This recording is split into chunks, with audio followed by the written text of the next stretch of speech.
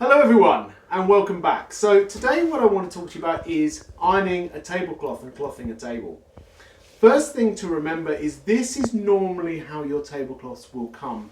Even if you've had them professionally laundered, they'll be folded like this. So what you'll have is a very strong crease line here.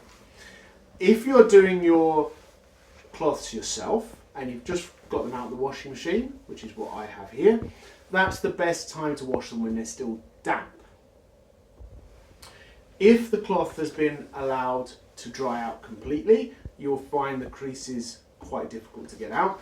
So what you'll need to do is get them nice and damp with a spray bottle of clean water. If you live somewhere where the water's really hard, chalky, I'd recommend using distilled water. Luckily here in Scotland there's no chalk at all in this, it's just pure. So at this point I'm actually going to iron the cloth like this in its folded long state, because if you try and iron a huge great tablecloth completely out, what you'll find you'll do is you'll actually ruck it up and you'll actually run the risk of standing on it or ripping it on the corner or totally ruining it, which will actually just make your situation a lot worse. So on the ironing board, I iron it still folded in a long stretch like this, and then I'll show you what I do to finish it off on the table in a minute. One thing when you're ironing, either you need a very clean floor, because obviously a long cloth would go down onto the floor, or you need to lay a sheet or a towel or something like that under it, and as I mentioned earlier, just make really sure you don't stand on it.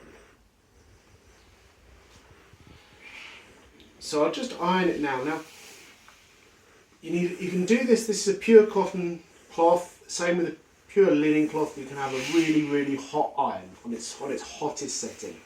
Now if this cloth was a polyester cloth, which to be fair I wouldn't recommend you own, but if it was, you'd have to do it on a much cooler setting. So if you did that, it would just melt. A lot of people ask whether or not you need to starch your tablecloth. Well, if it's a reasonable quality tablecloth and you've got a nice hot iron, you shouldn't actually need to starch it. It should come up really flat and crisp just with the iron. I always say the same things about the shirts. If you've got them right, you shouldn't actually need to use starch. And what I'm going to do is I'm going to continue along, ironing it just like this until we get it to a decent standard.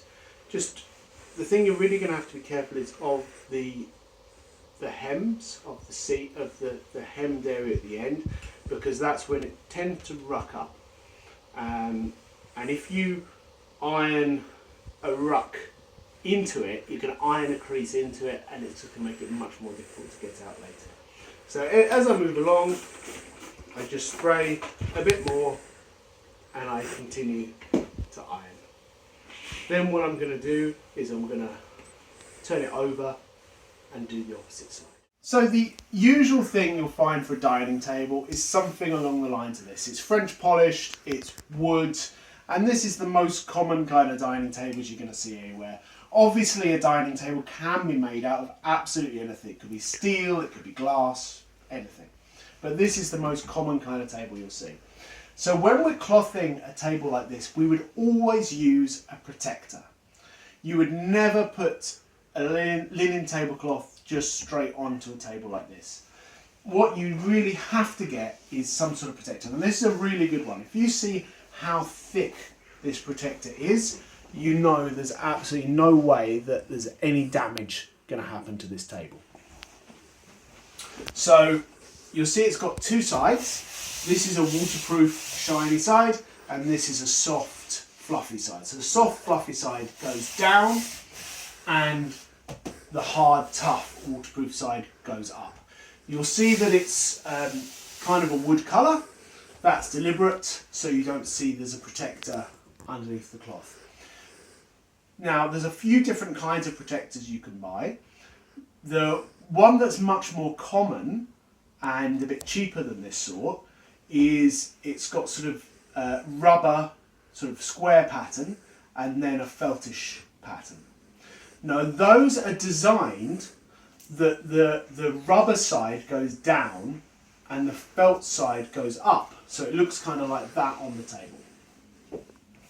The problem with that is, especially on a hot day, what you'll find is when you take it off, you can often see the pattern of the rubber on the table, which is not very nice. It's actually quite a lot of effort to polish it out. We'll talk about table polishing in another episode. But if you put it the other way up, so the felt side is down on the table, then what happens is you can see the little square pattern up through the tablecloth. So it's kind of like a non-win either way. So if you have the choice, get one like this. Right, so when you get a tablecloth and it's been laundered, or if you're doing it at home, there's a very specific way of folding it. And there's a reason you fold it this way. And in a different video, I'm going to do a different video just on folding a tablecloth, but the reason is that when you unfold it,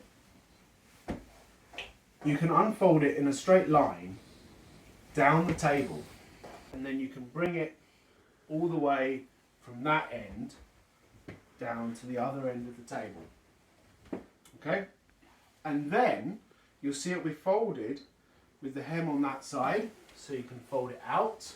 And if you've got a helper at the other end, they can fold it out at their end as well. And then you do it like that. So the reasoning for this is it's the least handling of the cloth while you're putting it out on the table.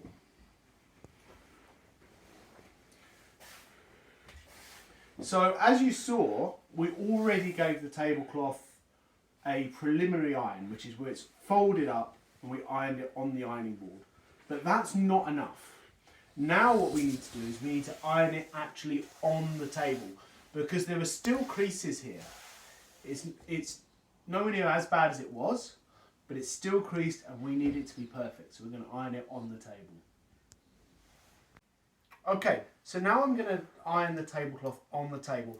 Remember, this is a table with a very good protector over it. If there wasn't a protector between this tablecloth and the table, you could do thousands of pounds worth of damage by putting the iron straight on. So please be careful. So first little tip is if you've got an extension lead, it's very useful. If you're in a banqueting hall which hasn't got plugs, which is quite often if you're in like a medieval castle or something like that, heat up the iron where the nearest plug is, get it nice and hot, unplug it, bring it through and use it on the table. Never put the iron down on the tablecloth, just as it is. Because there could easily be some dirt under here, and if you put it down on the cloth and you get a dirty mark, you've got to start over again, put another tablecloth on and all of that, and no one wants all that extra work. So what I do is I just put a tea towel or a napkin down and put the iron down on the napkin just to make sure it doesn't make a mark. Obviously don't leave it like that, because eventually it will set fire. And then that could be very bad. So put it like that. Now, you'll see the tablecloth is just kissing the top of the chair. You know, that's absolutely perfect, that's great. If it goes down below the chair, that's fine. And we just have the chair in line with the cloth. So these ones are too far pushed in at the moment, we'd have them like that. Now, remember that it's not just this bit of the cloth that people can see. It's also the drop. So this is what we call the drop. Now, there's a few ways we can iron that or make it flat. We could use the iron by simply pulling this up carefully and laying it like that on the table. Okay? We have to go along, make sure it's all nice and flat, like that. We go along and we'll iron this bit. Now here, be really careful. You see where it's folded?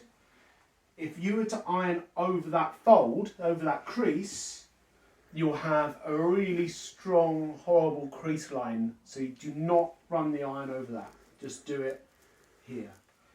And I find just like a nice little circular motion, and you will get that wonderfully flat and get that perfect look that you're aiming for.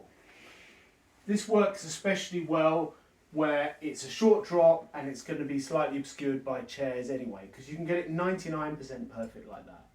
But if you need it 100% perfect, if this was the top table at a big banquet or wedding or something like that, and there was no chairs here and it went all the way down to the floor, then what I would recommend, use one of these, use a steamer, and you can use that steamer to, because it's not on, this is actually really stiff, they're usually quite soft, and you can steam the edge of the tablecloth with that. The other useful thing about having a tea towel or a cloth here is between each use of the iron, just give it a wipe on it, and then if it's picked up any fragments of things like starch or anything like that which might come through as brown, that will just wipe it off, because you do not want to make this tablecloth dirty after the effort you've already put in. Now we start from the middle and we work our way out, and we just go methodically around the table. Now, even though it's got a good protector on it, so we know the heat will not easily go through the tablecloth, we still don't want to leave the iron in one place for too long, because we just don't want to run the risk of damaging the table. So here we have it, our finished tablecloth. It's pretty simple really, just make sure it's all perfectly flat. We don't want to see any creases in it at all. I hope that's helpful, and I'll see you on the next one. Bye bye.